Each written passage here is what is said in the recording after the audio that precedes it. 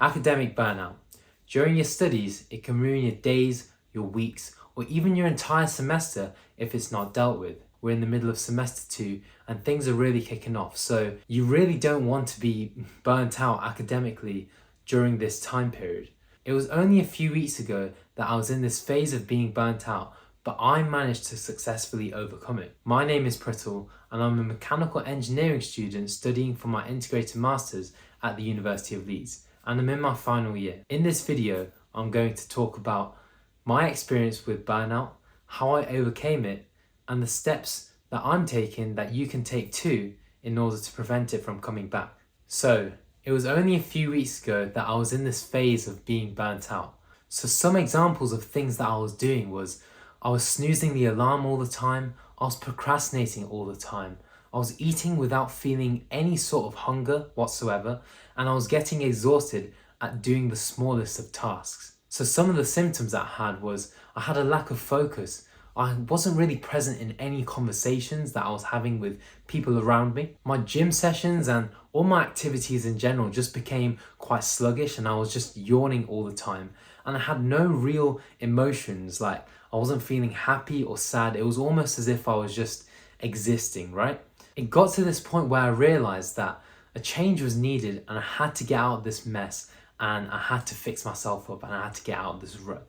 So fast forward 3 weeks later, I'm doing really well and I got myself out of this mess and I'm actually out of this burnout phase completely. So how did I overcome burnout and go from being burnt out to where I am now, which is a productive machine? To get the momentum going, I follow 4 key steps.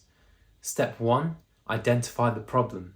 Step 2, rationalize the problem. Step 3, attack the problem. And step 4, cut out unnecessary distractions. Step 1, identify the problem. Now the burnout had actually been building up for 4 weeks, but I had no idea that I was getting to that point. Some symptoms that I had felt post January exam season were feeling tired, fatigued, I wasn't getting good sleep, and I was getting overwhelmed by small tasks, but this got progressively worse over a 4-week period. Now, if these symptoms seem anything like what you're going through, such as feeling tired, not feeling hungry, feeling sluggish, not being present, and not feeling any emotion, and just existing, you may be burnt out. Recognizing the problem of being burnt out is the first step towards actually getting yourself back on track. Step 2, rationalize the problem. So your thoughts are abstract, right? They're not real, they're not physical, they're just in your head. And when I was burnt out, I was getting very overwhelmed by my thoughts and I had a million different things going on in my mind. So when I say rationalize the problem, I'm saying make that abstract thing your thoughts, make it into something real that you can actually go about dealing with. So what I did was I made a to-do list of everything that I had to do in my life right now. Now this has everything on it. It has uni assignments, it has job application things that I need to do, and it has stuff from my personal life which aren't so important. So now I've turned this abstract thing, your thoughts, into something quantifiable, right? This list. So then what I did was I color coded this, right? So I used a color system, red, yellow, and green. Red being the most urgent things that I need to do and the top priority, and green being the least priority things you need to do. Now this list can contain everything that you need to do, but the whole point is you're getting your thoughts out onto a physical sheet of paper so you can go through the problem and attack it one bit at a time and reduce it, and this makes the whole task a lot less daunting. So step 3, attack the problem. Now what I mean by that is just simply work through that list. Momentum over motivation. Motivation is unreliable, but action builds energy. And step 4, cut out the unnecessary distractions. I stopped saying yes to everything and focused on my recovery first. Social events, unnecessary tasks, and distractions really took a back seat because I prioritized what I needed to do instead of what I wanted to do. Being in the frame of mind that I was in, I couldn't balance everything. So I just cut all that stuff out and prioritized what I needed to do, which was get myself back on track and get myself into a routine and get myself into a position where I was in the right frame of mind. Now, those are the 4 main things that I did to get out of my burnout phase. Try and implement these 4 steps first and see how it goes. Now, I've got some more things to bear in mind and some other key mindsets that you need to have whilst trying to get out of this difficult phase that you may be in. Rest and recharge. You need to give yourself some time to recover and actually build that energy back up to a position that you were in before, which was feeling good. Now, one of my biggest mistakes was not taking a break after my January exam season. Now, I didn't actually think that I needed a break, but that January exam season was actually quite heavy and took quite a toll on me. I needed to take some time off so that I could recover. So one of the key things is give yourself regular breaks and don't get to a point where your circuits are fried, which is essentially what happens when you're burnt out. Now, take one day at a time. Focus on small things rather than having perfection.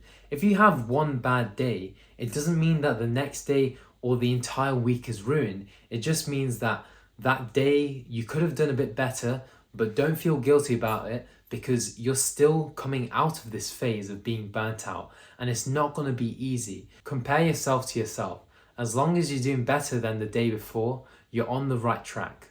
Now, this is something that I believe in, but I've never necessarily heard it before. But I think that the state of your room is a physical representation of your mental state. When I'm doing well and I'm on track with everything and I'm organized, I find that I'm actually quite tidy, and that organization reflects in my mental clarity. Another thing, prioritize your health. Exercising makes you feel good.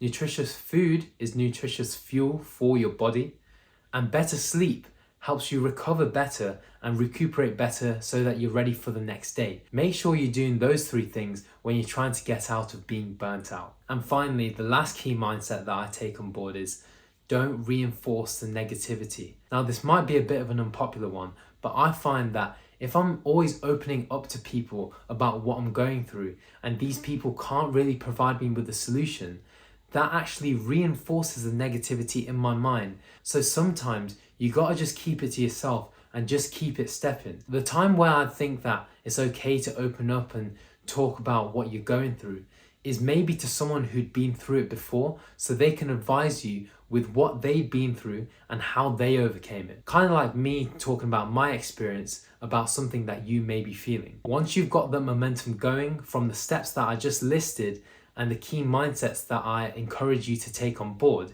here are some more actionable steps that you can take on board to get you fully out of this phase of being burnt out. Become an early riser. Now, what this essentially does is it makes your day longer.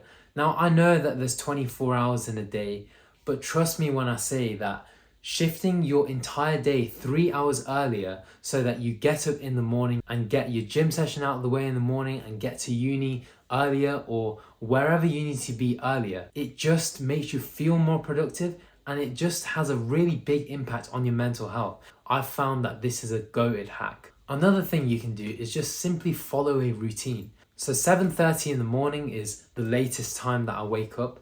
I'll go to the gym as soon as I can after that time. I'll get my gym session out of the way, I have my breakfast, and I'm at uni no later than 12 p.m. Now at 12 p.m. I'll go to the library and I stay there until about 8 p.m.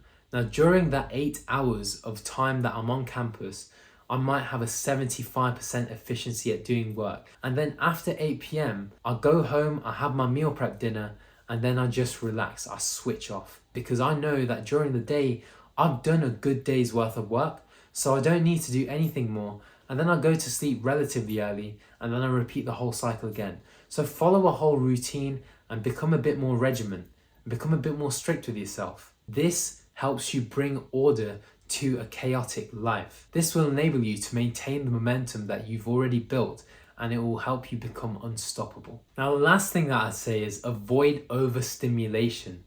Now, with my course, I'm always staring at a computer screen, running simulations or writing up a document on Word or whatever, and completing these assignments on a computer screen. So during my breaks and during my downtime and my relaxation time, if I'm staring at another screen and taking in more content and stimulating my brain even more, when does my brain get a rest? When does your brain get a rest if you're doing that? So make sure you're not overstimulating your brain and give yourself some downtime and just stop looking at a screen. And you'll notice, just like I have, that your attention span improves, and it only ever has a positive effect. So now, how can you prevent yourself from getting burnt out? So manage your time well and stay organized. Now I'm beginning to make a daily timetable for myself, and more time, it follows the same routine every single day. Now if I look back to when I was younger and I was in school, I'd follow a timetable and they would work. If you stay well organized, you can prevent yourself from getting burnt out again. And if you need to, you can even schedule a time where you have some downtime. Your timetable is what you make it. Set realistic goals. If you want to become more productive and push yourself, that's actually really good, and you should do that. But just remember, if you're at a rate of doing 10 things a day and you want to get to a rate of doing 20 things a day, you're gonna have to build up to that slowly, right? You can't push yourself and just 2 times your workload expecting you to handle it. Because if you push yourself way too much too quickly, you're gonna get yourself burnt out and you're gonna fry your circuits yet again. Listen to your mind and your body and look out for the telltale signs. Having been burnt out, you will know how it feels to be burnt out and how it felt getting to that position. If you're feeling that again, you'll recognize that more easily because now you've become more aware of this problem. Recognize early burnout signs and adjust accordingly. Burnout is something which is quite easy to fall into, almost like it's a trap, right?